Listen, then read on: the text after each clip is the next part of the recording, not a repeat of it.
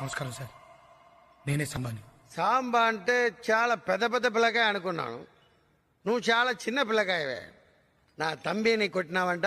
ఎంత ధైర్యం మీద కొడతావు? సార్, నాది ఈ స్టేటు కాదు, ఈ భాష కాదు, ఈ ఊరు కాదు. ఏదో బ్రతుకు తిరుగు కోసం ఇక్కడికి వచ్చాను సార్.